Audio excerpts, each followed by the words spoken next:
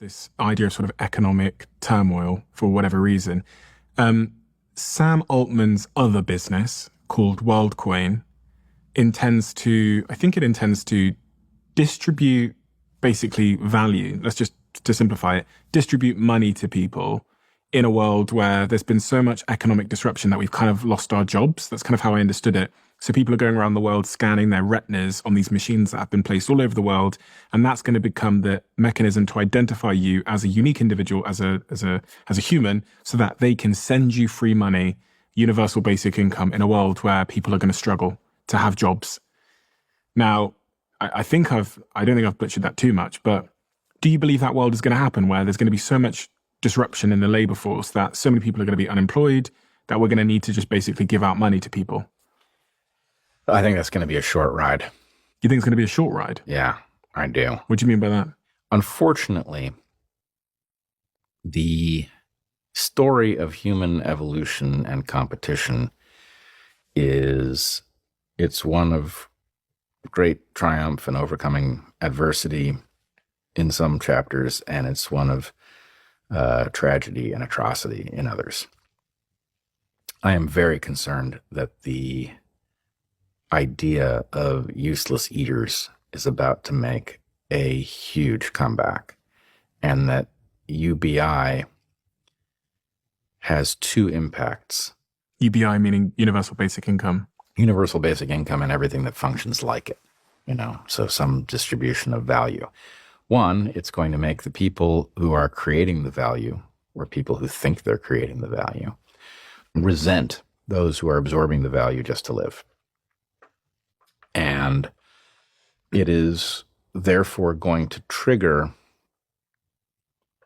a quest to reduce that line item on the balance sheet. And there will be all kinds of excuse making, but it's pretty ugly. I mean, we see that in society already. People that are working hard and that are paying a lot of tax get resentful towards the people at the very bottom of the income spectrum who are maybe not working at all and are getting paid. And interestingly, another factor in here is people that earn more money seem to have less kids. And that becomes a point of contention in society. Yep. So I think you're seeing the picture, and you're exactly understanding why this will turn into the usual demonization of some set of people as a pretext for getting rid of them. So that's bad. The other bad effect that will come from UBI is learned helplessness. And I think we've actually seen this. In fact, the woke revolution, I think, is a tragic story because on the one hand, while, I was chased out of a job that I loved by a bunch of people who accused me of things that I wasn't guilty of in a kind of madness. On the other hand, how did they end up there? They ended up there because they were betrayed. They were betrayed by a system that was supposed to deliver them a life that worked. It was, if you did what you were asked to do, if you went to school, if you did the homework, you were supposed to come out of it with a skill set that would allow you to live a decent life. And instead, many of them were given drugs that we biologically had no understanding of, because somebody was profiting off their dependency. And we sent them to schools, and we provided them with majors that they could dedicate themselves to that weren't real, that didn't create skills or insight. In many cases, created exactly the inverse. It created confusion. And at some point, they realize, you know what? I don't have a plan. And in such a case, those people who don't have skills that are going to allow them to live a decent life are going to look for someone to blame. And they're probably going to land on the wrong person, right? And especially if somebody is cynically willing to sell them the story that, who you should blame?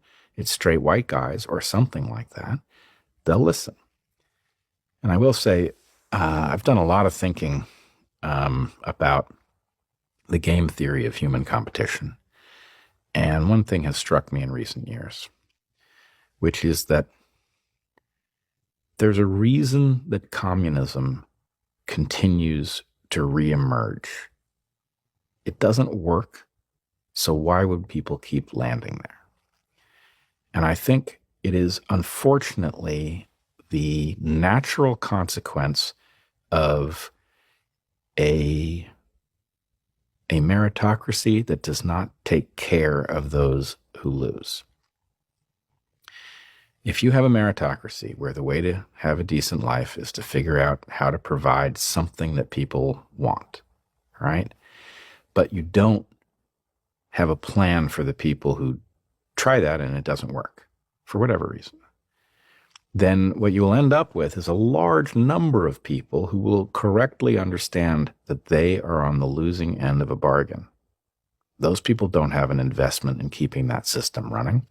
They want to overturn it. And in fact, with some cause, they will look at all of the fortunes that have been created in that meritocracy and they will say, do you realize how much of that is illegitimate? Do you realize how much of that was parasitic? We want it back. And so I think communism is, game theoretically, it can't be made to work. It has a fundamental flaw at its heart, which is that it punishes those who contribute and it rewards those who don't. Such a system will inherently be unproductive. If you love the Diary of a CEO brand and you watch this channel, please do me a huge favor. Become part of the 15% of the viewers on this channel that have hit the subscribe button. It helps us tremendously, and the bigger the channel gets, the bigger the guests.